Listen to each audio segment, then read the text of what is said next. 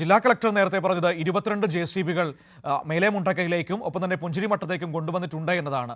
അതായത് ഈ ബേലിപ്പാലം സ്ഥാപിച്ചതോടുകൂടി പുഴ മുറിച്ച് കടക്കേണ്ട ഒരു സാഹചര്യം ഒഴിവാകുകയാണ്. വളരെ വേഗത്തിൽ മറുഭാഗത്തേക്ക് JCBയും വാഹന സംവിധാനങ്ങളും എത്തിക്കാൻ കഴിയുന്നു.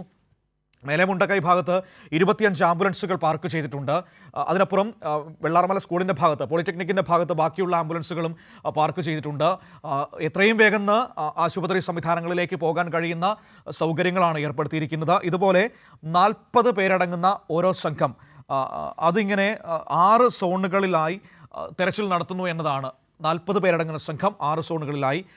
ഈ ഭാഗത്ത് മാത്രമല്ലാതെ ഈ പറയുന്ന ചാലിയാറിൻ്റെ തീരങ്ങളിൽ, അതായത് മൃതദേഹങ്ങൾ ചാലിയാറിലൂടെ ഒഴുകി പോകുന്നത് നമ്മൾ കണ്ടതാണ്. അതുകൊണ്ട് തന്നെ ആ ചാലിയാറിൻ്റെ തീരങ്ങളിൽ പരിശോധനയുണ്ട്.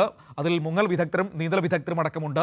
ഈ പുഴയിൽ മാത്രമല്ല, പുഴയിലൂടെ മൃതദേഹം ഒഴുകിപ്പോയി ഒഴുക്കിൽപ്പെട്ടൊരു പക്ഷേ അതിൻ്റെ തീരങ്ങളുടെ ഭാഗത്ത് തങ്ങി നിൽക്കാനുള്ള സാധ്യതയും മുന്നിൽ കണ്ടുകൊണ്ട് ആ മേഖലകളിലടക്കം പുഴയുടെ അത്തരത്തിലുള്ള തീരങ്ങളിലടക്കം പരിശോധന നടത്തിക്കൊണ്ടാണ് ഇന്ന് രക്ഷാപ്രവർത്തനം പുരോഗമിക്കുന്നത്. അല്ലെങ്കിൽ സംസാരിക്കുന്നുണ്ട്. പറയൂ അനൂപ്.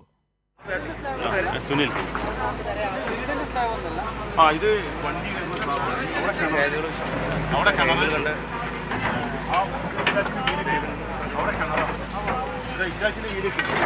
അവിടെ കിണർ, ഇത് വണ്ടിയുടെ സ്ലാവ്. ഇതേ അവിടെ അല്ല അല്ല അല്ല അല്ല ഈ ഇറ്റാച്ചിൻ്റെ വീലിക്കുന്നില്ലേ, അവിടെ അവിടെ കിണർ. അതൊരു കിണറായിരുന്നു, പഞ്ചായത്ത് കിണറാ. ആ തോണ്ടുന്നാട് പഞ്ചായത്ത് കിണറാ. അല്ല അല്ല അല്ല അല്ല അതായത്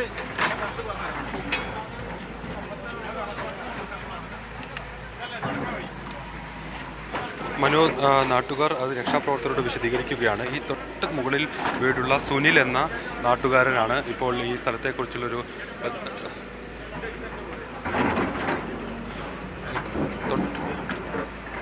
തൊട്ടുമുകളിൽ വീടുള്ള സുനിൽ എന്ന നാട്ടുകാരനാണ് ഈ സ്ഥലത്തെക്കുറിച്ചുള്ളൊരു ഒരു കാര്യങ്ങൾ രക്ഷാപ്രവർത്തകരോട് വിശദീകരിക്കുന്നത്. അതിൻ്റെ അടിസ്ഥാനത്തിലാണ് പറയുന്നത്. അദ്ദേഹം പറയുന്നത് അവിടെ ഒരു പഞ്ചായത്ത് കിണറുണ്ട്, അതിന് തൊട്ട് സമീപത്ത് വീടുണ്ട്, ആ വീടിൻ്റെ ഭാഗങ്ങളുണ്ട് എന്നെല്ലാം പറഞ്ഞു കൊടുക്കുകയാണ്. അതിൻ്റെ അടിസ്ഥാനത്തിലാണ് രക്ഷാപ്രവർത്തകർ ഈ മേഖലയിൽ ഇപ്പോൾ മണ്ണ് മാറ്റിയുള്ള പ്രവർത്തനം നടത്തുന്നത്. ഇപ്പോൾ ഈ JCB ഉപയോഗിച്ച് മാറ്റുന്നത് വലിയ കോൺക്രീറ്റ് സ്ലാബുകളാണ്.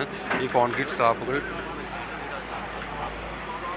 വലിയ കോൺക്രീറ്റ് സ്ലാബുകളാണ്. ആ കോൺക്രീറ്റ് സ്ലാബുകൾ മാറ്റിയാൽ മാത്രമാണ് വീടിൻ്റെ ഉൾവശത്തേക്ക് രക്ഷാപ്രവർത്തകർക്ക് കടക്കാനായി സാധിക്കുക എന്നുള്ളതാണ് പറയുന്നത്. അപ്പോൾ അവിടെ അതിനുള്ളിൽ ആളുകൾ പെട്ടിരിക്കാമെന്നാണ് സുനിൽ എന്ന നാട്ടുകാരൻ രക്ഷാപ്രവർത്തകരോട് വിശദീകരിക്കുന്നത്. ഇത്തരത്തിൽ നാട്ടുകാർക്ക് ലഭിക്കുന്ന വിവരങ്ങൾ പ്രകാരമാണ് രക്ഷാപ്രവർത്തനം മേലെ മുണ്ടക്കയിൽ നടക്കുന്നത്. അതിൽ ഈ നാട്ടുകാരുടെ ഇവിടെ നിന്ന് രക്ഷപ്പെട്ട ഒരു മഹാദുരന്തത്തിൽ നിന്ന് രക്ഷപ്പെട്ട നാട്ടുകാരുടെ അടുത്തുനിന്ന് ലഭിക്കുന്ന വിവരങ്ങൾ ഈ ഘട്ടത്തിൽ വളരെ പ്രധാനപ്പെട്ടതാണ്.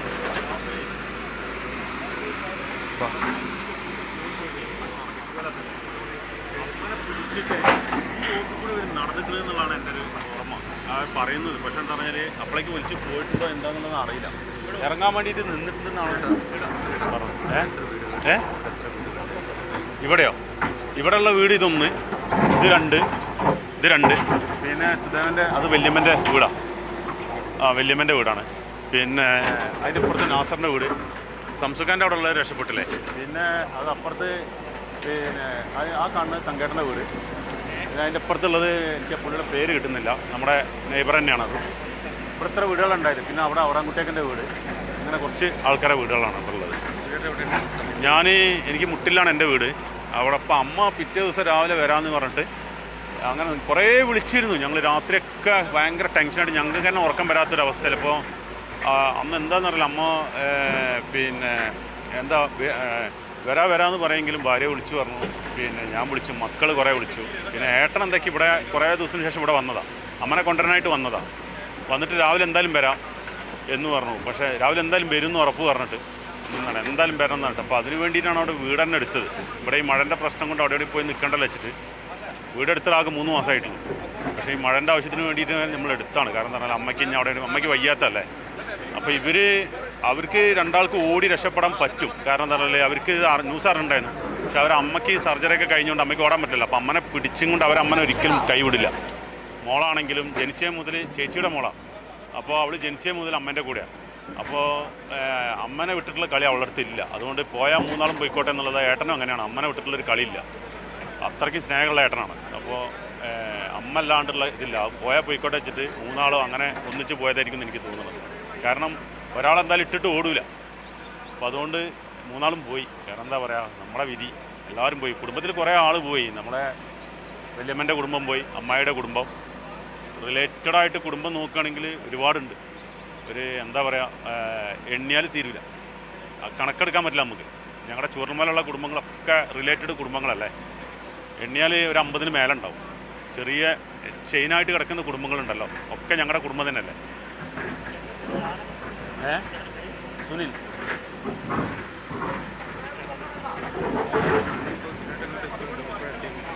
ഞാൻ ഇപ്പോൾ ഞാൻ ഉരുൾപൊട്ടിയ അന്ന് രാവിലെ ഇവിടെ ഞങ്ങൾ എന്താക്കിയെന്ന് പറഞ്ഞാൽ തുർക്കിയിലെ കൽപ്പന തുർക്കിയിലെ പയ്യന്മാരും ഞങ്ങളിവിടെ NDRFൻ്റെ ടീമും മിലിറ്ററീസൊക്കെ കയറുന്നതിൻ്റെ മുമ്പ് ഞങ്ങളിവിടെ ഉച്ചയ്ക്ക് ഇവിടെ 1 മണിക്കൂടെ എത്തിയാണ്. ഞങ്ങൾ പുഴയിലൂടെ 8-ലൂടെ അതിൽ കൂടെ താണ്ടി റോപ്പൊക്കെ ഇട്ട് ചാടി കയറി ഇവിടെ വന്ന് നോക്കിയപ്പോൾ എൻ്റെ വീട്ടിൽ ഞാൻ മാത്രം ഒറ്റയ്ക്ക്, ആരുമില്ല. ഒക്കെ ഒലിച്ചു പോയി ഇവിടെ ഇരുന്ന് കരയല്ലാണ്ട് അതൊന്നുമില്ല. അപ്പോൾ അതിൻ്റെ ഒരു വീഡിയോ ഞാൻ എടുത്ത് അവരെനിക്ക് സെൻഡ് ചെയ്തിട്ടില്ല. എൻ്റെ മൊബൈൽ ഓഫായിരുന്നു, കോളുകൾ വന്നിട്ട്. വേറൊരുത്തൻ്റെ മൊബൈലുള്ള ആ സമയത്ത് ഇവിടെ നോക്കുമ്പോൾ ആരുമില്ല. അപ്പോൾ എൻ്റെ വീട്ടിൻ്റെ അവിടെ നിന്ന് ഒരു കൈ കണ്ട് ഞാൻ. ആ കൈയിൻ്റെ ബോഡി മാത്രം തുർക്കിയത്തെ പയ്യന്മാരെടുത്ത് തൂക്കിയിട്ട് അവിടുന്ന് വീട്ടിൽ നിന്ന് എന്താ പറയുക, അപ്പുറത്തെ വീട്ടിൽ നിന്ന് ഗഫൂറിൻ്റെ വീട്ടിൽ നിന്ന് തുണികളെടുത്തിട്ട് കെട്ടിയിട്ട് അവർ പറഞ്ഞു ചേട്ടൻ മാറിക്കാമെന്ന് പറഞ്ഞു. അപ്പോൾ ഞാൻ വിചാരിച്ചു ഞങ്ങളത് ആരെങ്കിലും ആയിരിക്കും എന്ന് വിചാരിച്ചു. പക്ഷെ അത് കെട്ടിയിട്ട് പിന്നെ ഞങ്ങൾ തിരിച്ച് താഴേക്ക് പോകുമ്പോഴാണ് അവർ കയറി വരുന്നത്. അതിന് മുമ്പ് തന്നെ ഞങ്ങൾ ഇതിലെ പുഴയിൽ കൂടെ കുറേ നടന്നു വന്നിട്ട് ഇവിടെ ബെല്ലടിക്കുന്നത് കേട്ടു, ഫോൺ ബെല്ലടിക്കുന്നത് കേട്ടു. അപ്പോൾ ഞങ്ങളെ ഉദ്ദേശം എന്താ പറഞ്ഞാൽ ഇവിടെ എവിടെയും വീട് ചാഞ്ഞ് നിൽക്കുന്നതായിരിക്കും. കാരണം ഇവിടുത്തെ വെള്ളത്തിൻ്റെ പോക്ക് എങ്ങനെയാണെന്നുള്ളത് എനിക്ക് അറിയുന്നതുകൊണ്ട് ഇവിടേക്ക് വെള്ളം എത്തിയിട്ടുണ്ടാവില്ല, ചെറുതായി ചാഞ്ഞ് നിൽക്കുന്നതായിരിക്കും ഞാൻ മനസ്സിൽ വിചാരിച്ചത്. പക്ഷേ അങ്ങനെ എന്തോ ആയിരിക്കും, അതുകൊണ്ട് ബെല്ലടിക്കണ്ടല്ലോ. അപ്പോൾ എങ്ങനെങ്കിലും നമ്മളെ ജീവൻ്റെ തുടിപ്പല്ലേ, നമ്മൾ ചത്താലും കുഴപ്പമില്ല എന്നതിൽ എന്താ പറയുക, ഈ മലയും ഈ കാടൊക്കെ നമുക്ക് അറിയുന്നതുകൊണ്ട് ആ 8-ലൂടെ നടന്നു വന്ന് ആ ചായക്കാട്ടുകൂടെയൊക്കെ കയറി, പുഴയിലൂടെ നടന്ന് ചായക്കാട്ടുകൂടെയൊക്കെ കയറി കയറിട്ട് ഇപ്പുറത്തുള്ള ആൾക്കാർ കയറിട്ടെന്നാലും ചളി കൂടെ വലിച്ച് കയറി ഇങ്ങോട്ടേക്ക് സാഹസികമായിട്ട് ഇങ്ങോട്ട് എത്തിയത്. ഇവിടെ എത്തി നോക്കിയപ്പോൾ നമുക്ക് ആരും കിട്ടിയില്ല. പിന്നെ ആകെ കിട്ടിയത് അവിടുന്ന് കയറി വന്ന വഴിയിൽ 2 ജീവനുള്ള ആൾക്കാർ, അത് അവർ വന്നപ്പോൾ ഞങ്ങളെ കൂടെ വന്ന കുറച്ച് പയ്യന്മാരുണ്ടായിരുന്നു, അവരെന്നെ അത് താഴേക്ക് എത്തിക്കുക ചെയ്തു. ഞാൻ ഫോക്കസ് ചെയ്ത് മൊത്തം ഇവിടേക്ക് എൻ്റെ ജീവൻ ആരെങ്കിലും ഉണ്ടാവുമെന്ന് വെച്ചിട്ട് ഇവിടെ വന്നിട്ട് പൊട്ടിയതിൻ്റെ പിറ്റേ ദിവസം രാവിലെ അപ്പോൾ 10 മണി വരെ നമ്മൾ അവിടെ വന്ന് നോക്കിയിട്ടും അവർക്ക് റോപ്പിൻ്റെ സംവിധാനമോ കാര്യങ്ങളോ ഒന്നും ഇങ്ങോട്ട് കിടക്കാൻ പറ്റില്ല എന്ന് തോന്നിയിട്ട് എല്ലാവരും ചൂരന്മല കേന്ദ്രീകരിച്ച് നിന്ന്.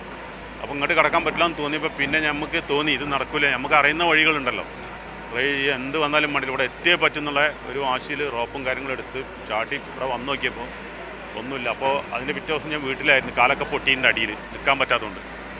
അപ്പോൾ നമ്മുടെ വിധിയാണ്, എല്ലാം പോയി. ഏനെ അമ്മനെ എപ്പോഴും വിളിക്കും. അമ്മല്ല, നമുക്ക് ജീവൻ തന്ന ആളല്ലേ, നമുക്ക് ലൈഫിൽ നമുക്ക് ഈ ലോകമൊക്കെ കാണാനും നമുക്ക് എല്ലാം ആസ്വദിക്കാനും ജീവൻ തന്ന ആളല്ല അമ്മ.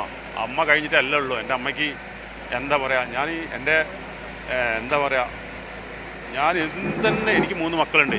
പട്ടിണിയാണെങ്കിൽ എൻ്റെ അമ്മേൻ്റെ കാര്യം നോക്കിയിട്ട് മാസം കറക്റ്റ് 10,000 രൂപ അവിടെ അമ്മയ്ക്ക് കൊണ്ടുപോയി കൊടുത്തിട്ട് അത് എൻ്റെ അമ്മ അക്കൗണ്ടിൽ ഇട്ടിട്ട് ഞങ്ങൾ 5 മക്കൾ ആരാണ് ബുദ്ധിമുട്ടെന്ന് വെച്ച് കഴിഞ്ഞാൽ അവർക്കെടുത്ത് സഹായിക്കുന്ന അമ്മയാണ്. ഇവെല്ലാവർക്കും ആര് പാവങ്ങൾ എന്ത് പറഞ്ഞാൽ അമ്മ എടുത്ത് കൊടുക്കും, അങ്ങനത്തെ ഒരാളാണ് എൻ്റെ അമ്മ. അപ്പോൾ അമ്മയ്ക്ക് ഭയങ്കര പേടി. അമ്മ എപ്പോഴും പറയും ഇവിടെ ഉരുൾ പൊട്ടിയാൽ നേരെ വെള്ളം നമ്മളവിടേക്ക് വന്നിട്ട് ഇവിടുന്ന് നമ്മൾ പിന്നെ നേരെ അങ്ങനെ സീതമക്കൊണ്ട് കൊണ്ടുപോയിട്ടും അവിടുന്ന് നമ്മൾ നേരെ നിലമ്പൂർക്ക് പോകുന്ന അമ്മ ഇടയ്ക്ക് അമ്മ പറയായിരുന്നു. അപ്പോൾ ഞാൻ പിന്നെ അമ്മയ്ക്കൊരു പേടി ഉണ്ടായത് ഈ കുന്ന് പൊട്ടിയിട്ട് ഇങ്ങോട്ട് ഒലിച്ചു വരുമോ, ഇല്ലെങ്കിൽ ഈ അമ്പലക്കുന്ന് പൊട്ടിയിട്ട് ഒലിച്ചു വരും, അങ്ങനെയൊക്കെ ആയിരുന്നു. പക്ഷേ വന്നില്ല അമ്മ, എന്താണെന്നറിയില്ല. അതിൻ്റെ 2 ദിവസം മുമ്പ് മരിക്കുന്ന ചേച്ചിയുടെ മോള് ജനിച്ചേ മുതൽ എന്താ പറയുക അമ്മേൻ്റെ കൂടെ ആയിരുന്നു ചേച്ചീൻ്റെ മോള്. അപ്പോൾ ആ ചേച്ചീൻ്റെ വീട് കുറച്ച് മേലെയാണ്. അപ്പോൾ അവർ രക്ഷപ്പെട്ടു. അപ്പോൾ ജനിച്ചേ മുതൽ അവൾ അമ്മേൻ്റെ കൂടെ ആയതുകൊണ്ട് അമ്മേനെ വിട്ടിട്ടുള്ളതില്ല. 23 വയസ്സായി അവൾക്ക്. അപ്പോൾ അവളെ ഫുൾ ടൈം അമ്മേൻ്റെ കൂടെ ആയതുകൊണ്ട് അവൾക്കും അമ്മ ഇവിടെ ആയതുകൊണ്ട് അവൾക്കും മാറാൻ പറ്റാത്ത അവസ്ഥ. പിന്നെ ഏട്ടൻ വന്നപ്പോൾ ഏട്ടൻ ഉണ്ടല്ലോ എന്ന് വെച്ച് അന്ന് രാത്രി വിളിച്ചപ്പോൾ ഏട്ടന് ഭക്ഷണം കൊടുത്തുകൊണ്ടിരിക്കുകയാണ് എന്ന് പറഞ്ഞ് പിറ്റേ ദിവസം രാവിലെ വരാമെന്ന് പറഞ്ഞ് പിന്നെ വരാനും പറ്റിയില്ല, എല്ലാം പോയി. ചേട്ടനും ചേട്ടനല്ല ചേച്ചിയുടെ മൂത്ത ചേച്ചിയുടെ മോളും അവിടെ താമസിക്കുന്ന ചേച്ചിയുടെ മോളും പിന്നെ മൂത്ത ഏട്ടനും പിന്നെ അമ്മയും പോയത്.